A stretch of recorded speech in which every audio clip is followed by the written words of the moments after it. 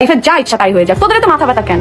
একটা জিনিস আপনাদেরকে রিকোয়েস্ট করব, মাই হাম্বল রিকোয়েস্ট, যে আপনারা প্রুফ সহ নিয়ে আসেন যে আমি লিভ টুগেদারে থাকতেছি। যারা যত জীবন কথা শোনাইছে আমার প্রফেশন নিয়ে, আমার কাজ নিয়ে, আমার চেহারা নিয়ে বা যা কিছু নিয়ে, এবার লাইভে এসে রেখে গেলেন কেন ভাইরাল টিকটকার বাপ্পি এবং স্মৃতি? জানতে হলে অবশ্যই ভিডিওটি শুরু থেকে শেষ পর্যন্ত দেখবেন। বিয়ে ছাড়াই মাসের পর মাস বাপ্পি অ্যান্ড স্মৃতি একসাথে থাকছে এবং ঘুরছে, যাকে বলে লিভ টুগেদার।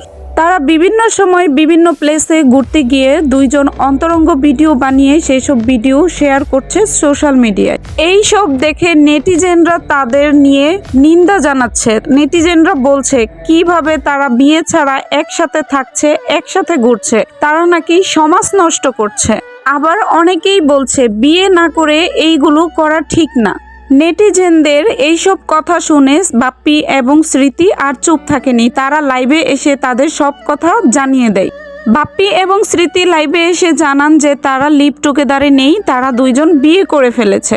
এমনকি এটাও বলেন যে তারা নাকি 2023 সালে ওনাদের বিয়ে কমপ্লিট করে ফেলেছে, কিন্তু যে কোনো কারণেই হোক তাদের বিয়ে তারা গোপন রেখেছে।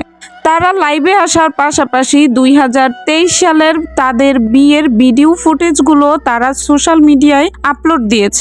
বাপ্পি অ্যান্ড স্মৃতি এই ভিডিও ফুটেজগুলোর মাধ্যমে এটাই নেটিজেনদের প্রুভ করে দিয়েছে যে তারা লিভ টুগেদারে নেই, তারা বিয়ে করে ফেলেছে।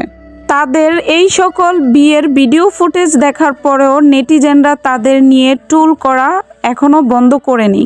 এই সকল ট্রোলের কারণেই বাপ্পি অ্যান্ড স্মৃতি দুজনেই রেগে গিয়ে লাইভে এসে এবার বলছেন নেটিজেনদের, আমরা যে লিভ টুগেদারে আছি তার প্রমাণ আপনারাই দেন।